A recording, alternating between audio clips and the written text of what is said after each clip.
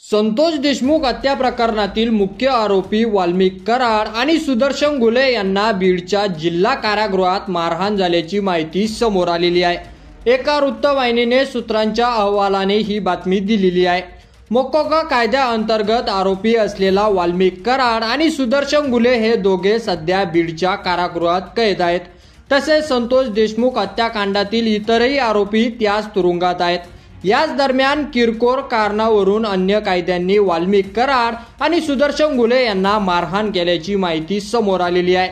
मिळालेल्या माहितीनुसार महादेव गीते आणि अक्षय आठवले या दोघांकडून कारागृहात कराड आणि घुले यांना मारहाण झाली। अक्षय आठवले नावाचा आरोपी मोकोका कायद्याअंतर्गत शिक्षा भोगत आहेत, तर महादेव गीते हा परळीतील आणखीन एक आरोपी आहे। ते दोघे वाल्मिक कराड आणि सुदर्शन घुले या दोघांच्या अंगावर धावून गेल्याची माहिती समोर येत आहे। सुरुवातीला त्यांची बाचाबाची झाली, नंतर त्या वादाचे रूपांतर हाणामारीत झाली अशी माहिती समोर येत आहे। खोट्या आरोपाखाली वाल्मिक कराडने अडकवल्याची गीते गँगचा आरोप आहे। त्यातूनच गीते गँगकडून वाल्मिक कराड आणि सुदर्शन घुलेवर हल्ला करण्यात आला असावा, परंतु जेल प्रशासनाने अद्याप या हाणामारीची बातमीला दुजोरा दिलेला नाही।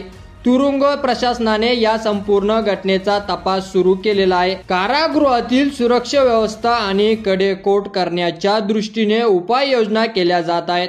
यापूर्वीही तुरुंगात अशा प्रकारच्या घटना घडल्या असल्याने सुरक्षिततेचा मुद्दा पुन्हा ऐरणीवर आलेला आहे।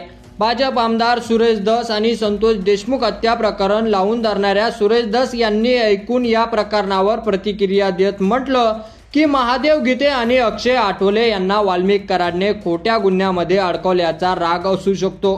लोकांवर खोटे गुन्हे दाखल करण्याचे प्रकार कराडने केलेले आहेत, त्यामुळे त्यांना झापड झुपड झाली असेल, जेलमध्ये मारहाण होत असेल तर जेल सुरक्षिततेचा प्रश्न निर्माण झालेला आहे।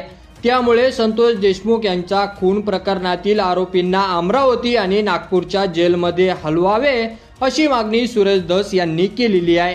तर सुरेश धस यांच्या मागणीवर प्रशासन कोणता निर्णय घेतात हे पाहणं महत्त्वाचं ठरणार आहे। आणि त्यासोबतच वाल्मिक कराड आणि सुदर्शन घुले यांना खरंच मारहाण करण्यात आले का हे सुद्धा अद्याप समोर आलेलं नाही। की यावर तुमचं मत आपल्या कमेंट बॉक्समध्ये लिहायला अजिबात विसरू नका।